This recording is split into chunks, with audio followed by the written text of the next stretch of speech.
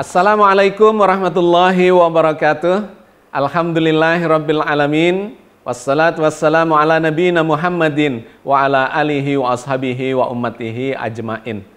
Qala Allah Ta'ala fi kitabihil karim. A'udzu billahi minasyaitonir rajim. Bismillahirrahmanirrahim. Walaqad yassarnal Qur'ana lidzikri fahal mim mudzakir. Shadaqallahul adzim. Sahabat sekalian, kita bersyukur berjumpa lagi di dalam program Al-Quran Challenge, episode yang ke-7. Kita masih akan melanjutkan tadabbur Al-Quran kita sepanjang bulan Ramadan yang penuh dengan hikmah dan penuh dengan berkah ini. Mudah-mudahan kita mendapatkan karunia hikmah dan berkah, bahkan ampunan dari Allah Azza wa Jalla. Amin. Ya Rabbal Alamin.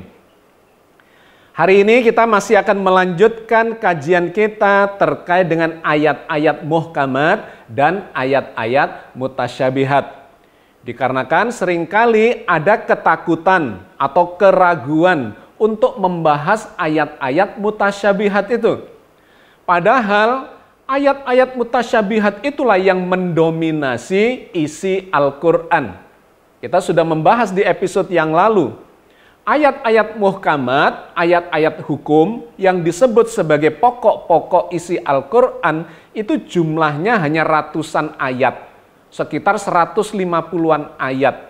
Tetapi selebihnya ayat-ayat mutasyabihat itu justru jumlahnya adalah ribuan, selisih dari 6.236 ayat dikurangi 150-an ayat, itu mengarah kepada ayat-ayat yang mutasyabihat.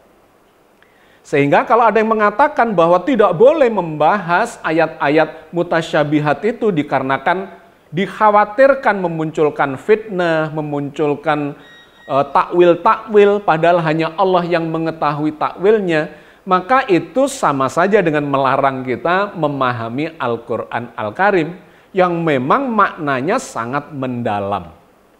Jadi ayat mutasyabihat itu digambarkan sebagai ayat-ayat yang sering diulang-ulang di dalam Al-Quran di surat-surat yang berbeda.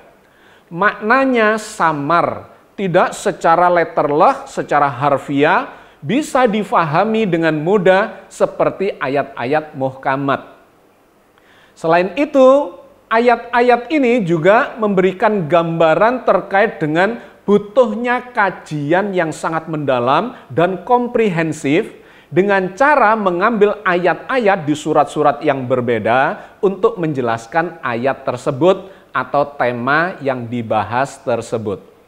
Di episode yang lalu kita contohkan misalnya seluruh ayat-ayat akidah tentang keimanan yang masuk di dalam rukun iman misalnya itu masuk di dalam ayat-ayat mutasyabihat. Tidak semudah ayat-ayat muhkamat untuk difahami.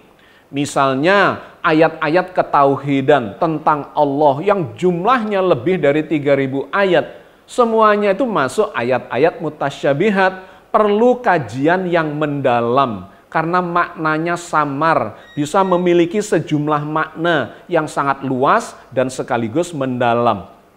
Juga terkait dengan malaikat, terkait dengan keteladanan para rasul, terkait dengan kitab suci termasuk Al-Quran sendiri yang sangat mulia dan penuh dengan hikmah ini.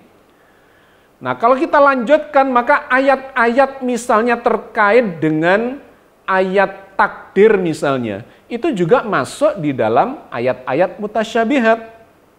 Misalnya yang difirmankan Allah di dalam surat Al-Hadid ayat 22. Ma asaba min musibatin fil ardi wala fi anfusikum illa fi kitabim min qabli an nabra'aha inna dzalika 'alallahi yasir.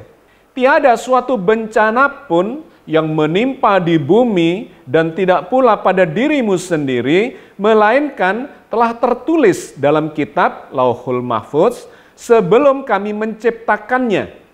Sesungguhnya yang demikian itu adalah mudah bagi Allah.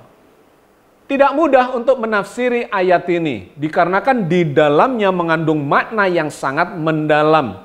Terkait dengan musibah, kata ayat ini, Allah sudah menetapkannya sebelum Allah menciptakan kita. Dan ini ketika dikaitkan dengan ayat yang lainnya, itu bisa terjadi semacam kontradiksi ketika kita tidak mampu memahaminya secara komprehensif dan holistik. Bahwa ternyata selain ditetapkan sebelum penciptaan, ternyata juga bisa diubah seiring proses yang terjadi dalam kehidupan kita yang diceritakan di ayat yang lain. Misalnya yang digambarkan di ayat yang berbeda, surat Ar-Ra'd misalnya, innallaha la yughayyiru ma biqaumin hatta yughayyiru ma bi anfusihim. Sesungguhnya Allah tidak akan mengubah keadaan suatu kaum sampai mereka melakukan perubahan pada keadaannya atau nasibnya sendiri. Jadi ini bagian dari ayat-ayat mutasyabihat yang harus dilakukan kajian secara mendalam, secara komprehensif dengan pemahaman yang holistik. Yang kedua, misalnya ayat-ayat kiamat misalnya, tentang kekekalan hari akhirat. Itu juga menjadi ayat-ayat mutasyabihat, jumlahnya sangat banyak cerita tentang akhirat itu. Salah satunya di dalam surat Al-A'la, ayat 16-17 misalnya. Bal tu'thirunal hayatad dunya wal akhiratu khairu wa abqa. Tetapi kamu orang-orang kafir memilih kehidupan duniawi. Padahal kehidupan akhirat adalah lebih baik dan lebih kekal. Ini juga termasuk ayat-ayat mutasyabihat yang membutuhkan kajian sangat mendalam. Ratusan ayat harus dilibatkan untuk memahami ini. Seperti yang saya tuliskan di buku kontroversial saya yang berjudul Ternyata Akhirat Tidak Kekal. Itu akan memunculkan diskusi yang panjang dan harus menggunakan dalil-dalil yang komprehensif serta pendekatan-pendekatan ilmiah untuk mendukung argumentasinya. Yang ketiga, apalagi ketika kita bicara tentang ketauhidan, tentang Allah, tentang malaikat. Misalnya, yang disampaikan Allah di dalam surat Qaf ayat 16. Walaqad khalaqnal insana wa na'lamu ma tuwaswisu bihi nafsuh wa nahnu aqrabu ilaihi min hablil warid. Dan sesungguhnya kami telah menciptakan manusia dan mengetahui apa yang dibisikkan oleh hatinya, dan kami lebih dekat kepadanya daripada urat lehernya. Ayat ini juga memiliki makna yang sangat mendalam ketika Allah mengatakan wa nahnu aqrabu ilaihi min hablil warid. Kami, kata Allah, yaitu Allah dan para malaikat yang ditugasi untuk mencatat, merekam perbuatan kita, sesungguhnya lebih dekat kepada diri kita daripada urat leher kita sendiri. Urat leher di dalam diri kita yang tidak ada jaraknya, tetapi Allah mengatakan Allah dan para malaikatnya itu lebih dekat daripada yang tidak ada jaraknya. Ini tentu saja membutuhkan elaborasi yang sangat mendalam. Bahkan saya menulis ini di dalam beberapa judul buku, di antaranya yang berjudul Bersatu dengan Allah, yang juga dianggap kontroversial dan menjadi kajian-kajian yang menarik dan mendalam itu. Oke, sahabat sekalian, poin penting yang ingin saya sampaikan adalah Al-Quran diturunkan dalam bentuk ayat-ayat muhkamat dan selebihnya adalah ayat-ayat mutasyabihat. Ayat muhkamat jumlahnya sedikit terkait dengan ayat-ayat hukum, sedangkan ayat mutasyabihat itu adalah selebihnya, kata Al-Quran. Yang jadi masalah, ada yang menggunakan informasi di dalam Al-Quran terkait dengan ini, khususnya di surat Ali Imran ayat 7, itu sebagai semacam larangan untuk membahas ayat-ayat mutasyabihat. Padahal tidak ada larangan di dalam ayat itu. Dikarenakan sesungguhnya itu hanya menginformasikan bahwa orang-orang tertentu itu bisa melakukan fitnah dengan cara mengambil ayat-ayat mutasyabihat dikarenakan maknanya yang memang samar. dan kadang-kadang bisa ambigu. Berbeda dengan ayat-ayat muhkamat yang tegas, tidak bisa ditekuk-tekuk, dipuntir, dipelintir, dan sebagainya. Tetapi ayat mutasyabihat ini itu bisa dipelintir-pelintir sesuai dengan kepentingan orang-orang tertentu, kelompok tertentu, dan seterusnya. Mari kita baca kembali ayat itu di dalam surat Ali Imran ayat 7. Huwallazi anzala 'alaikal kitaba minhu ayatum muhkamatun hunna ummul kitabi wa ukharu mutasyabihat. Fa ammal ladzina fi qulubihim zayghun fayattabi'una ma tashabaha minhu ibtigha al-fitnati wa ibtigha ta'wilih. Wa ma ya'lamu ta'wilahu illallah. Warrasihuna fil ilmi yaquluna amanna bihi kullum min indi rabbina wa ma yadzakkaru illa ulul albab. Dialah yang menurunkan Alkitab, yaitu Al-Quran, kepada kamu. Di antara isinya ada ayat-ayat yang muhkamat. Itulah pokok-pokok isi Al-Quran. Dan yang lain ayat-ayat mutasyabihat. Adapun orang-orang yang dalam hatinya condong kepada kesesatan, maka mereka mengikuti sebagian saja dari ayat-ayat yang mutasyabihat darinya untuk menimbulkan fitnah dan untuk mencari-cari takwilnya. Padahal tidak ada yang mengetahui takwilnya kecuali Allah. Dan orang-orang yang mendalam ilmunya berkata, kami beriman kepada ayat-ayat mutasyabihat seluruhnya. Semuanya itu dari sisi Tuhan kami dan tidak dapat mengambil pelajaran darinya melainkan orang-orang yang berakal. Di dalam ayat ini sama sekali tidak ada larangan.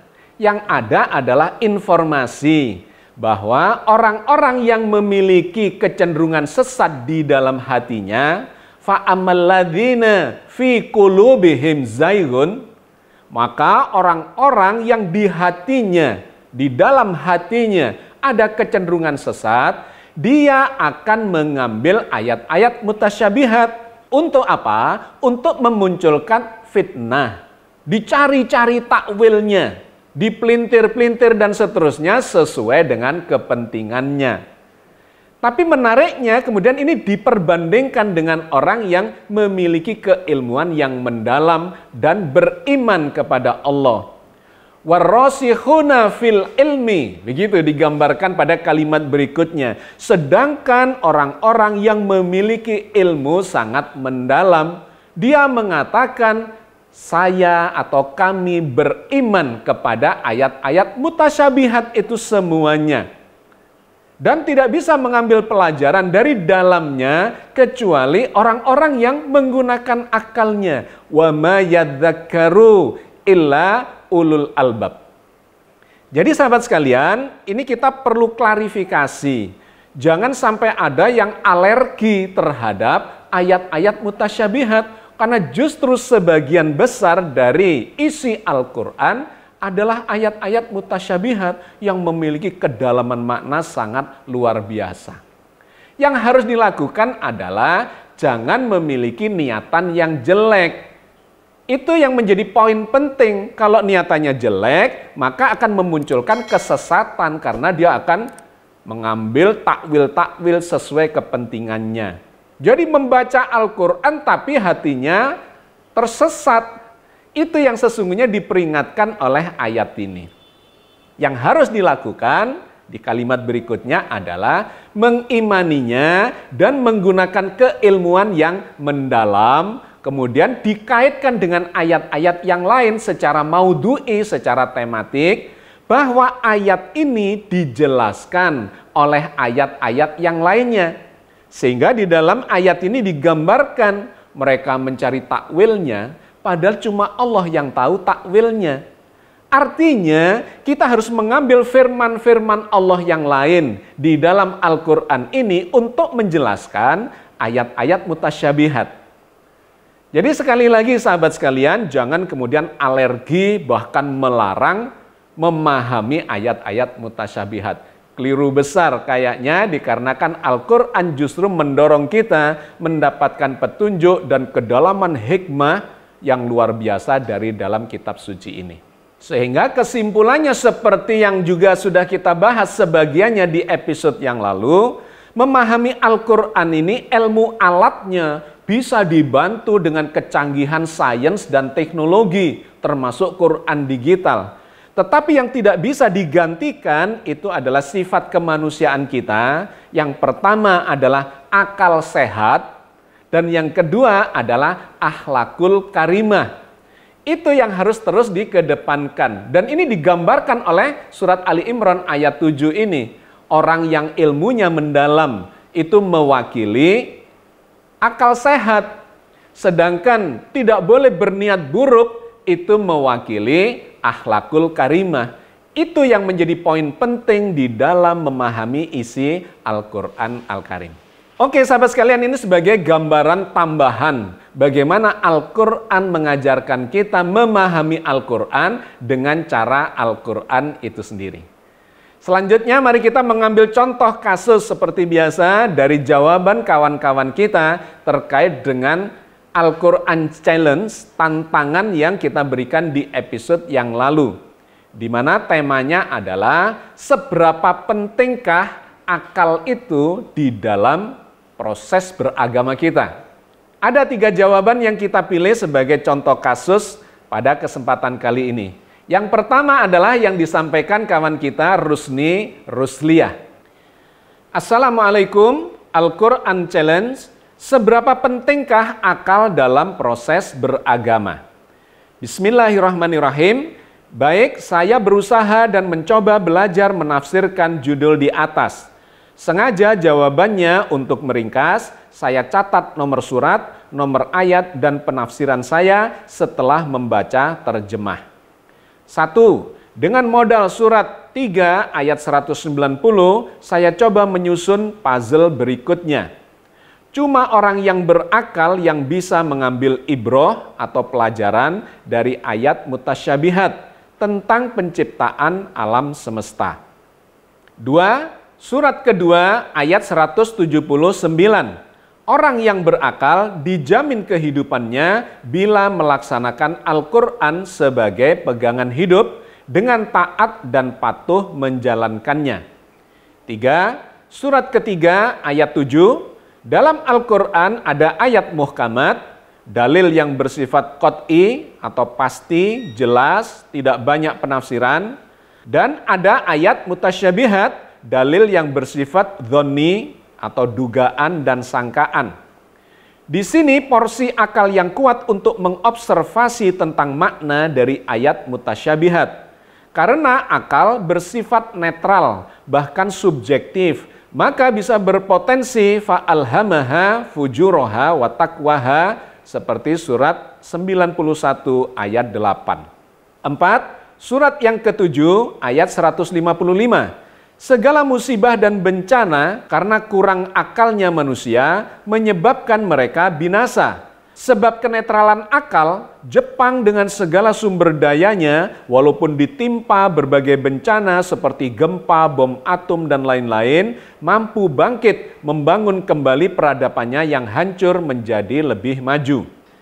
5. Ilmu dari Tuhan adalah kebenaran yang bersifat objektif empirik. Jadi orang yang tidak mau mengambil pelajaran seperti orang buta, menapaki kehidupan yang realita dengan meraba. Cuma orang yang berakal dapat mengambil pelajaran. 6. Surat 14 ayat 52. Al-Quran adalah pedoman dengan penjelasan yang sempurna. Orang yang berakal diberikan alarm untuk mengantisipasi segala cobaan hidup. 7. Surat 20 ayat 54 dan 128. Orang yang berakal mampu membuka peluang kerja bagi orang yang cari kerja, bahkan dapat memobilisasinya dan memanage usaha yang lebih maju. Orang berakal mampu membaca sejarah masa lalu dari orang terdahulu yang mendustakan tanda-tanda kebesaran Tuhannya untuk pelajaran bagi kehidupan yang akan datang. 8. Surat 38 ayat 29. Orang berakal sehat selalu mengambil pelajaran dari Al-Quran yang penuh manfaat dengan menghayati dan teliti apa yang diperintahkan sebagai petunjuk bagi kehidupan. 9. Surat 39 ayat 9. Orang yang berakal sehat mengetahui ibadah yang mereka lakukan, suatu keberuntungan buat dirinya di dunia maupun akhirat, kelak dengan mengharapkan rahmat Tuhannya. 10. Surat 89 ayat 5. Orang yang berakal selalu bersumpah atau berjanji setia dalam hati untuk melaksanakan Al-Quran sebagai pandangan hidupnya. Maka akal bersifat netral. Banyak para ahli di bidangnya mengambil keuntungan dari membaca ayat kauniyah untuk kepentingan dunianya. Bahkan banyak para ahli agama sejak dahulu sampai sekarang mengambil keuntungan dari membaca ayat kauliyah sehingga petunjuk Allah menjadi bengkok. Semua untuk kepentingan dunianya. Jadi jawabannya adalah cuma akal yang sehat penting untuk proses memahami agama. Dan Allah selalu membimbingnya. Sesuai judul buku Pak Agus, beragama dengan akal sehat. Komentar saya ada dua. Yang pertama adalah saya mengapresiasi cara dia mengambil kesimpulan dari ayat-ayat secara tematik yang terkait dengan tema yang sedang dibahas. Cuman dikarenakan tidak menampilkan terjemahan atau teks Arabiknya, sehingga itu akan agak membutuhkan waktu bagi pembaca untuk meng-cross-checknya ke dalam Al-Quran. Yang kedua, saya juga mengapresiasi cara dia menyimpulkan secara lugas di bagian depan, bahwa hanya orang-orang yang berakal lah yang bisa mengambil pelajaran. Oke, itu adalah kasus yang pertama. Contoh kasus yang kedua adalah jawaban dari kawan kita, yaitu Hendra Kim. Saya tidak bacakan secara keseluruhan, saya ambilkan cuplikan paragraf-paragraf tertentu saja yang menjadi kunci dari jawabannya. Seberapa pentingkah akal dalam proses beragama ini? Sangatlah penting, Pak Agus. Syarat utama beragama adalah akil balik atau berakal sehat. Makanya orang gila tidak wajib beragama, sebagaimana dalam hadis dan seterusnya. Akal merupakan sarana untuk memahami kebenaran. Tidak sedikit ayat-ayat dalam Al-Quran yang menegaskan bahwa akal merupakan sarana untuk memahami kebenaran mutlak dari Allah. Tanpa menggunakan akal tidak dapat mengambil pelajaran dari dalam Al-Quran. Berikut ini ayat-ayatnya. Komentar saya ada dua. Yang pertama, saya suka cara dia menyimpulkan di bagian depan. Dengan sangat lugas dikatakan bahwa akal itu, akal sehat adalah syarat untuk menjalankan agama ini yang disebut sebagai akil balik. Sehingga orang yang tidak punya akal, katakanlah gila misalnya, tidak dikenai kewajiban beragama. Yang kedua, kemudian dia baru menjelaskan secara lebih detail dalil-dalilnya, baik dari dalam Al-Quran maupun dari hadis. Kasus yang ketiga adalah jawaban dari Putra Margadana. Berikut ini. Assalamualaikum warahmatullahi wabarakatuh. Tetap semangat. Insya Allah saya akan terus menjawab tantangan yang diberikan oleh Pak Agus sebagai motivasi saya dalam berproses belajar Al-Quran Al-Karim menurut kemampuan saya dan seterusnya. Kemudian dia mengutip salah satu ayat kuncinya adalah surat Yunus ayat 100. Dan tidak ada seorang pun akan beriman kecuali dengan izin Allah. Dan Allah menimpakan kemurkaan kepada orang-orang yang tidak mempergunakan akalnya. Dan seterusnya dalil-dalilnya dikemukakan di bagian berikutnya. Selain mengatakan pentingnya akal, dia kemudian juga memberikan kesimpulan bahwa Al-Quran tidak saja menganjurkan menggunakan akal, tetapi juga mengecam yang tidak menggunakan untuk meraih ilmu dan hikmah. Komentar saya juga ada dua. Yang pertama adalah saya mengapresiasi jawaban lugasnya di bagian depan, bahwa Allah murka kepada orang-orang yang tidak menggunakan akalnya di dalam proses keagamaannya. Dan yang kedua, saya mengapresiasi semangatnya untuk belajar. Tetap semangat katanya. Mari kita terus belajar untuk menjawab tantangan dari dalam Al-Quran. Karena itu adalah bagian dari proses pembelajaran kita sendiri agar kita ini mendapatkan petunjuk dari Allah melalui firman-firman-Nya di dalam kitab suci Al-Quran Al-Karim. Oke, sahabat sekalian, saya kira kita cukupkan kajian kita sampai di sini. Di bagian akhir ini kembali kita akan memberikan tantangannya untuk dijawab di episode yang berikutnya. Tantangannya adalah, apakah Al-Quran ini bertentangan dengan ilmu pengetahuan atau sains? Salah satu puzzle-nya ada di dalam surat Shad ayat 87 dan 88. In huwa illa dzikrul lil alamin wala ta'lamunna naba'ahu ba'dahin. Al-Quran ini tidak lain hanyalah peringatan bagi semesta alam. Dan sesungguhnya kalian akan mengetahui kebenaran berita Al-Quran setelah beberapa waktu lagi ke masa depan. Sahabat sekalian, ditunggu jawaban Anda. Selamat melakukan tadarus, tadabur, dan mencoba memahami isi kandungan Al-Quran sebagai petunjuk kehidupan kita bersama. Kita berjumpa lagi insya Allah 2-3 hari ke depan. Mudah-mudahan Allah senantiasa memberikan bimbingan kepada kita, kesehatan, dan maghfirahnya di dalam bulan Ramadan yang penuh dengan ampunan Allah ini.